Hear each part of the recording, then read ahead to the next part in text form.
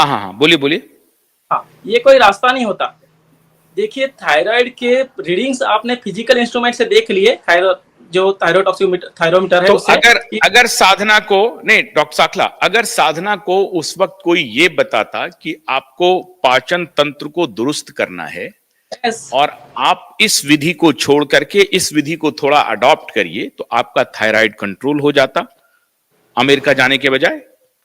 200%, 200%। 200%, 200%। तो आप ये कह रहे हैं कि साधना का ट्रीटमेंट गलत हुआ और उनको ये दिमाग में डाला गया, जैसे अभी आपने कहा कि आयोडीन वाला शोर मचाया गया कि नमक में आयोडीन मिलाओ तो आपके थायराइड कंट्रोल होंगे, और आज स्थिति यह है कि 15 करोड़ लोग थायराइड से ग्रसित हैं और वो एक बहुत बड़ा बाजार बन गया है। दूसरा, तो इसका मतलब है कि थायराइड की जो भी दवा साधना को दी गई वो गलत दवा थी, वो पूरा मतलब लाइन ऑफ ट्रीटमेंट ही गलत था। डेफिनेटली लाइन ऑफ ट्रीटमेंट गलत था। थायराइड के फिगर को नॉर्मल करने के बजाय थायराइड के रूट कॉज को कभी भी नॉर्मल किया जाना चाहिए था। लेकिन हुआ कि ये कि उनके फिगर्स को नॉर्मल करने के चक्कर में कुछ ड्रग्स उनको जरूर दी गई होगी, जैसे हार्मोन्स दिए जाते हैं, और वो हार्मोन्स इम्बैलेंस और बहुत सारी समस्याओं को पैदा करते हैं। जैसे थायराइड की गोली लेने से थायराइड के रिपोर्ट तो नॉर्मल आ जाएंगे, लेकिन कॉम्प्लिकेशंस वैसे ही बने रहेंगे, जिसका कारण ये हुआ कि आगे उनके आंखों पे असर हुआ, आंखों पर असर हुआ, उनके और शरीर में कॉम्प्लिकेशंस बढ़े, उनको खून की उल्टियां जैसे आपने बताया ये सब हुई। तो ये और कारण और भी चीजें हो सकती है, जिसका हमको हमारे पास में पूरा हिस्ट्री नहीं है। अगर पूरी नहीं हिस्ट्री तो होती तो मैं बहुत आपको सारे बता लोगों सकता ने, था तो कि उनको कैसे बाद में डॉक्टर ने ही बताया कि आपने जो थायराइड की दवा ली है उसी वजह से आप कभी बच्चे की मां नहीं बन पाएंगी। यस यस, तो क्योंकि ये ये कौन सी दवा हार्मोन, दे दिया है उन्होंने? क्योंकि ये हार्मोन्स होते हैं जो बहुत खतरनाक होते हैं अपने आप में। कभी भी बाहर से हार्मोन्स देने के बाद में हमारे शरीर का जो हार्मोनल मैकेनिज्म है वो आइडल हो जाता है, वो लेजी हो जाता है, और इसलिए आपको हरदम के लिए डिपेंड होना पड़ता है गोली पर। और जितना जितना आप दवाई और गोली लेते रहेंगे उतनी उतनी आपकी शरीर की स्थितियां बिगड़ती ही रहेंगी।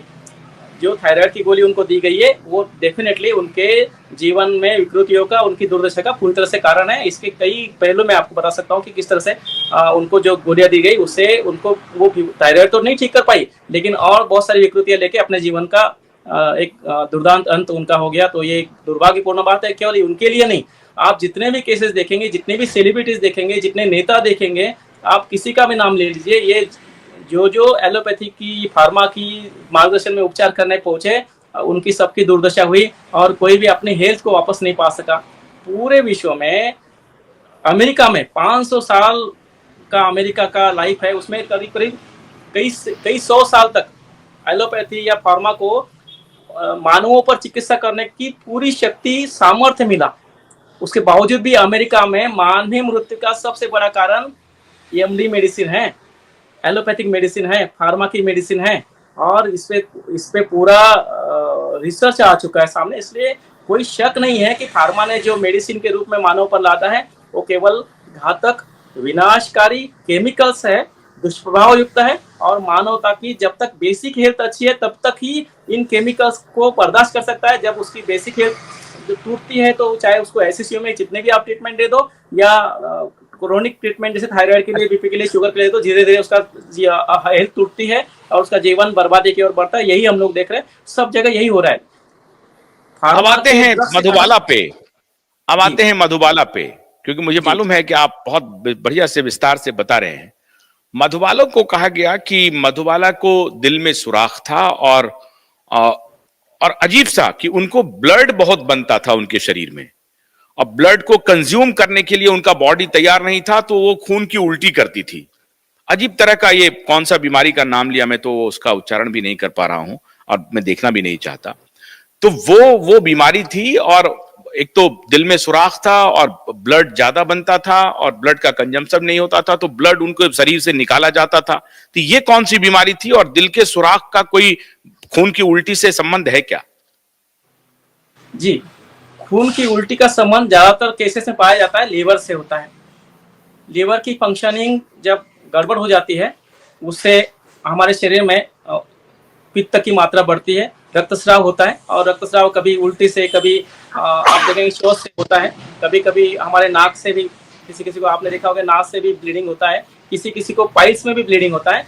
इसका सब का कारण होता है लिवर की माल फंक्शनिंग, और जो हृदय में सुराग वाली बात आपने जो अभी बताई, इसका देखो बेसिकली बहुत कम लोग ऐसे होते हैं, 1% से भी कम लोग जिनको जन्म से कुछ विकृतियां होती है, लेकिन अपना बचपन और जवानी उनकी आसानी से निकल गई, ठीक है, क्योंकि उन्होंने उनके जीवन में किसी ड्रग्स के इंटरफियर नहीं किया होगा, लेकिन जब से किसी ड्रग्स को हृदय के लिए उन्होंने लिया और किसी भी कारण से लिया, तब से उनके शरीर में विकृतियां आना शुरू हुई।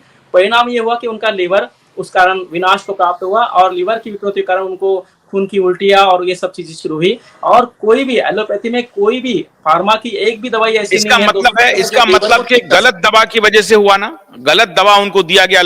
इंग्लैंड में। 100%, क्योंकि कोई भी केमिकल सबसे पहले लिवर को डैमेज ही करेगा, तब लिवर की विकृतियां बढ़ेगी तो खून की उल्टियां होना, और खून नाक से बहना, और खून पाइल से बहना, और खून शौच से जाना, ये सामान्य बात है, ये डॉक्टर सभी को पता होता है। अच्छा, लेकिन जब दिल की, मान लीजिए कि वो दिल में सुराख होने की जो बात है, तो क्या उनको कोई लाइफस्टाइल से या और कोई नेचुरोपैथी से या कोई और तरीका था जिनको ठीक किया जा सकता था, या जो खून की उल्टियां हो रही थी उनको कंट्रोल किया जा सकता था बिना बिना ये जो पिल्स है या इंजेक्शन है जो सो कॉल्ड फार्मा का है उसको लिए जी बगैर? जी, 2 उदाहरण मैं आपको दूंगा। एक हमारे मुंबई के पास में महाबलेश्वर में एक वाई करके गांव है, वहाँ के एक बहुत बड़े प्रसिद्ध लेखक हुए जिनका नाम कृष्णाजी केशव कोल्हटकर। इन्होंने एक किताब लिखी है, भारतीय मानस शास्त्र एवं पातंजलि योग दर्शन। इन्होंने अपने जीवन की जो बताया कि मुझे बचपन से मेरे हृदय में छेद था, और उसके लिए मुझे डॉक्टर ने कई रिस्ट्रिक्शंस लगा दिए थे कि आपको मतलब सीढ़ियाँ नहीं चढ़ना है, आपको दौड़ धूप नहीं करना है, आपको खेलना नहीं है, एक मतलब एक ऐसे जीवन जीना है जहाँ पे एकदम सेडेंटरी लाइफ हो। पर कई सालों के बाद में इनको जब किसी योगकर्ता से, योग प्रशिक्षक से इनकी मुलाकात हुई, तो इन्होंने योग करने का निश्चय किया, और लगभग 6-7 महीनों में इनके हृदय की जो समस्याएं थी वो जाती रही, और उन्होंने इसकी टेस्ट करने की निश्चय किया। इसका टेस्ट ये था कि महाबलेश्वर का जो बहुत बड़ा पहाड़ी है हमारे महाराष्ट्र की, उस पहाड़ी पर इन्होंने पैदल चलने का निश्चय किया। घर वालों ने, सब ने इसका विरोध किया। 3 डॉक्टर्स को साथ में दिया गया कि इनकी टेस्ट, आप इनको कभी कुछ दिक्कत आए तो सब इमरजेंसी लेके साथ में चलो, इनकी जीत है तो ठीक है, कोई बात नहीं। तो पर ये पहाड़ी चढ़ के गए, डॉक्टर्स थक गए, नीचे रह गए, ये इनको कुछ हुआ नहीं। डॉक्टर BRC हमारे विश्वरूप चौधरी जी है, उनको भी ये समस्या थी दिल में छेद की, और उन्होंने केवल व्यायाम से इसको ठीक किया, और आज वो पूर्ण स्वस्थ है, पूरी दुनिया को स्वास्थ्य दे रहे हैं। तो दिल के